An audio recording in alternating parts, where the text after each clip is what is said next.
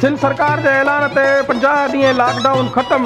Lockdown जो ॿियो phase जो आगाज़, कारोबारी सरगर्मी शुरू। वॾे वज़ीर सैयद मुराद अली शाह जे ऐलान बाद 51 ॾींहं लॉकडाउन ख़त्म करे लॉकडाउन जो ॿियो फेज़ शुरू कयो वियो। लॉकडाउन ख़त्म थियण बाद शहर जा मुख़्तलिफ़ इलाइक़ा ऐं दुकान खुली विया। दुकानदारनि ऐं शहरनि जे चेहरनि ते मुर्कूं मोटी आयूं। बाज़ार खुलण बाद वॾे अंग में ॻोठाणनि ऐं शहरनि जो बाज़ार ॾांहुं रुख। शहर में वॾी रश ऐं पीउ। बाज़ार खुलण बाद शाही बाज़ार, रेशम गिटी, कपिड़ा मार्केट, बूट मार्केट समेत ॿिया नंढा वॾा कारोबारी मर्कज़ खुली विया। बाज़ार जे वापारियुनि ऐं दुकानदारनि पारां हुकूमत जे ऐलान SOP ते मुकमल हुकुम दलामत कराइण जी यकीन दहानी कराई। यादि रहे त हुकूमत पारां 50 ॾींहं खां दुकान, बाज़ार ऐं मार्केटूं बंदि रखियूं वयूं, जेके अॼु 51 ॾींहं खुली वयूं आहिनि।